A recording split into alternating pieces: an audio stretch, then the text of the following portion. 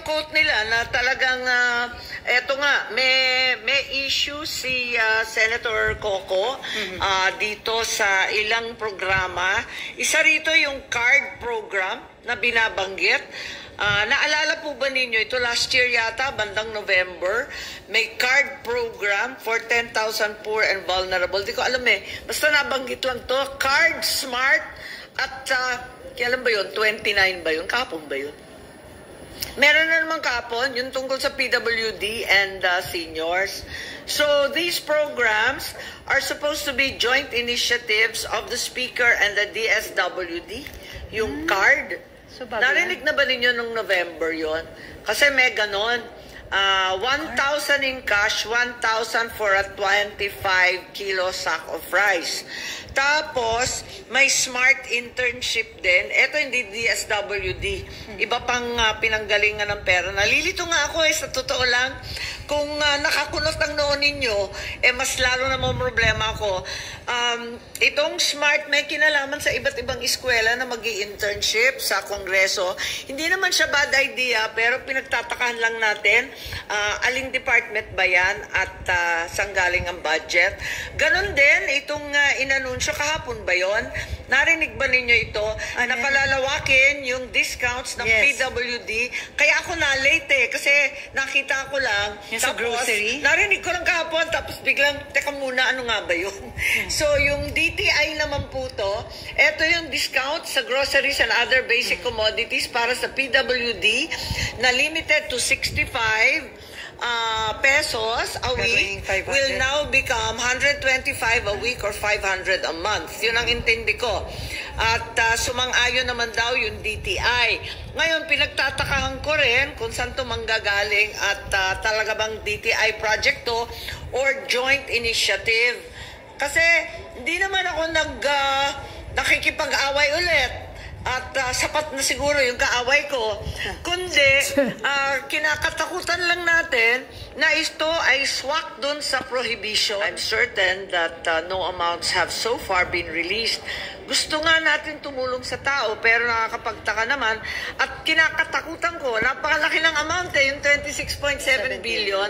Ano kaya nadali rito? 26.7 billion. Akap-akap ni Tamba. Ayun nga. Maraming Tambalos-los na bulabog. DPWH, narinig na rin natin yung mga pension and gratuity na talagang maraming nagreklamo. Pati yung 10 billion na inawas doon sa AFP, MUP. 10 billion binawas sa AFP. Ang pera. Kasi kawawa naman ito. Ito yung mga nagtrabaho sa gobyerno pagkatagal-tagal. Ang lalaki ng awas, 110 billion. 10 billion. Ang sakit naman ito. Pag na-delay ito, ang tatandala ng mga retirees natin. Doon tayo natatakot. So, since naka-hold pa ma'am, wala pang nare-release na fund for AKAP, wala pa kayo nakitang basis na mag-start ng inquiry? Well, para sa akin kasi, ipaliwanag muna kung ano ito.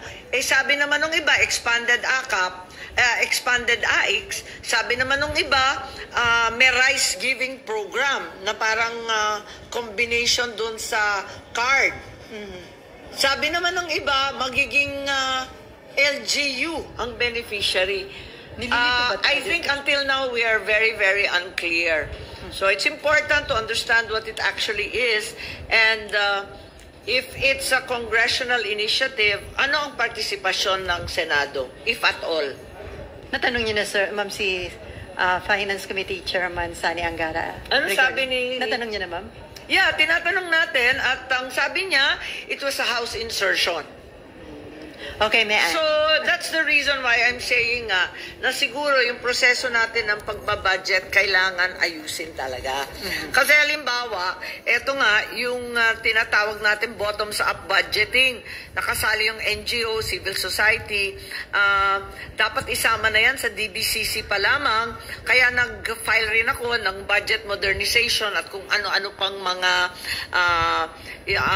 batas para makatulong nga, kasi nga may mga butas dito sa sistema natin. Wala akong tinuturo, wala akong sinisisi.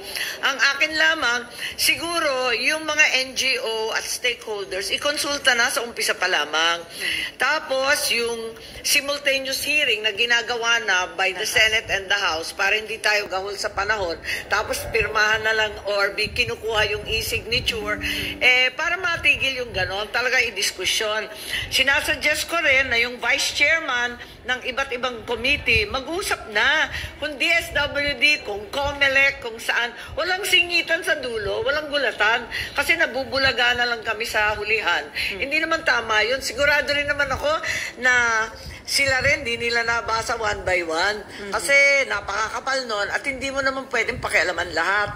So, ang maganda sana, yung mga vice chairman magkonsultahan na ng maaga at yung dating ginagawa na wag mababawasan yung flagship projects ng pamahalaan.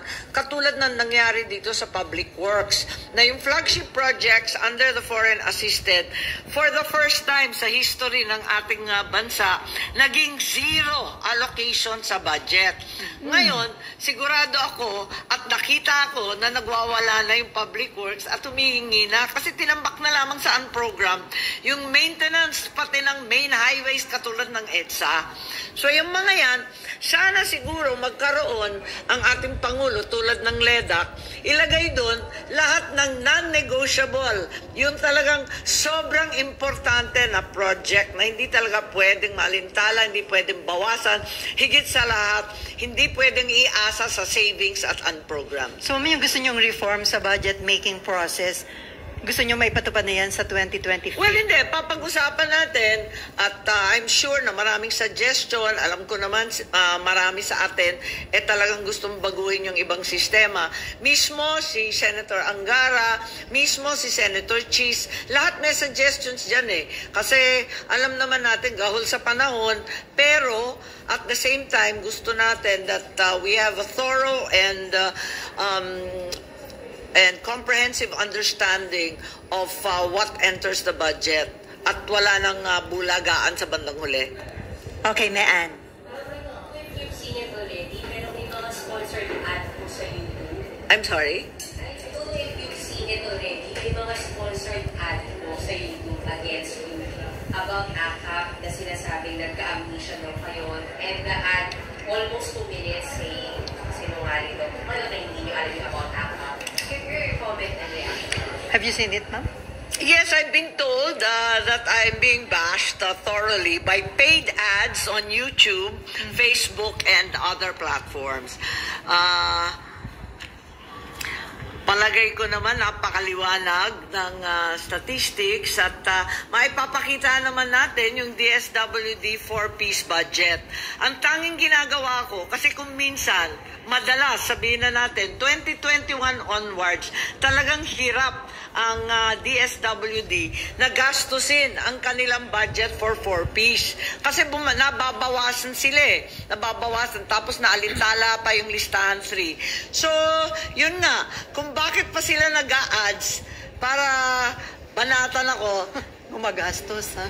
talagang gumagastos, sana gamitin na lang nila para sa ating mahihirap. Kung abalang-abala sila sa mahihirap at may pera silang extra, ipamigay na lang, wag na lang birahin ako ng birahin. Kasi ang liwanag naman ng budget, wala naman dyan sikreto na pag hindi nagagastos, ang lagi kong kinatatakutan, mababawasan, ibabalik yung pera sa ating National Treasury. Higit pa doon, sa susunod na taon, iaawas na yung mga hindi nagastos. So, paliit ng budget. Ayokong mangyari sa DSWD yan. So, that's what I was always trying to prevent, that DSWD will have its budget complete and inherent, as opposed to it's getting diminished year on year because of the difficulties such as the closure of the schools, so yung educational assistance, such as COVID, making it impossible to find everyone, such as the incompletion of the listahan ng 3.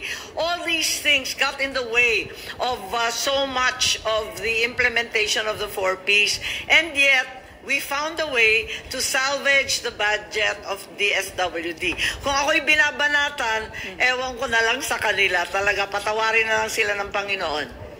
May antalot. Mabalikan ko lang yung kay Ate Sal kanina. Yung sinasabi ni Senator JP, siya rin daw po, nagigilty siya na sumasama siya sa pag-distribute ng kalis. Pinuha kayo rin po nag-distribute. Do you agree na dapat wala ng politicians na kasama po sa pag-distribute ng kalis? Sa palagi ko, hindi naman masama kasi unang-unang inaasahan yung mga barangay kapitan, yung mga mayor. Talaga naman, aasahan mo at aasahan yung mga lokal kasi kilala nila yung mga tao. At yung MSWD, tutulong yan sa DSWD kasi walang kakayahan yung DSWD na mag-identify by themselves. So nagpapatulong rin sila sa barangay. Ang mahirap kapag nakikialam na at napopoliticize. Yun ang ibang usapan. At the end of the day, the final list to me is the most important and it should be finalized by the DSWD. To me, that's the most important. Ma'am, you don't see anything wrong na, kasi sinasabi ko sa siya daw po, white lang siya na maging present dun sa Tama. Kasi, halimbawa, ako yung chair, ako yung vice chair dyan sa DSWD budget. Nakukumbida ako sa mga OSCA, EFSCA, yung mga senior citizen, na-invite ako, natutuwa naman ako makita sila at saka importante sa akin dahil kailangan ko marinig sa kanila, natatanggap ba ninyo? Or may awas ba yan? Imposible na hindi ako pupunta. Kailangan ko pumunta, kailangan ko marinig kung na-i-implement ba properly. Ang pangit lang talaga pag pinakialaman ang listahan. Ibang usapan yon. Kasi pag pinulitika yan, ayan, nagkakaloko-loko na at nagkakaturoan. Noon, alam ko, kasi nung governor ako, iniiwasan ng DSWD na sabihin sa mga politiko. Ayaw nila talaga sabihin miski sa barangay kapitan, miski sa mayor, miski sa akin ng gobernador, para hindi ma-politicize. Pero nung bandang uli, nahihirapan na rin sila kasi ilan lang naman sila. Kailangan talaga nila magkonsulta at hanapin yung tao sa barangay. So, ang ending, tulong-tulong na lang.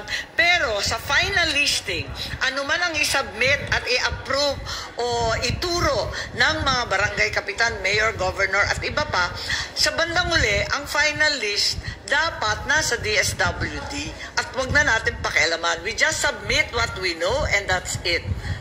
Okay. But you don't worry na baka masabihin kayo na election is kasama sa nag-distribute ng alis. Layo-layo pa ng eleksyon. Naku naman, sobra namang lapit na ng eleksyon, parang na-agitate tayo dahil alam naman natin na napakarami kasing programa na lumalabas, ayoko naman na mauwi tayong lahat sa ayuda mentality. Firstly, we become mendicant and dependent on a very unreliable source of income. And secondly, there's the dire threat that you are depriving those who truly need ayuda from receiving their fair share. Mambalikan ko yung paid ad laban sa inyo. May idea ka? Ma'am, may idea ka ba sino yung nasa likod nun? And then may kinukonsider ka ba na legal action? Palagay ko siguro yung mga yung mga natatakot mawala yung 60 billion akap. Ha! Hindi ko man 60 kasalanan, billion sinumbong lang akap sa akin, kay diba? Tambalos-los. Pero may info ka. Hindi ko nga alam May info ko, ma'am, sino yung nasa likod niyan na gumagastos ng ads para lang i-bash ka. Sa totoo lang wala. Kasi dead ma. Pero may idea ka, ma'am. Halata naman paid ad. Wala namang maniniwala. Higit sa lahat, hindi naman nakakatuwa. So dead ma. Ewan ko, may dating ba? Nakakainip, di ba? Kung sino man siya. Nandun ba sa lower house, ma'am? Di ko alam. Ang dami naman nilang pera para gastusin sa ads. Sana, kung talagang abala sila sa mahihirap, doon na lang nila ibigay.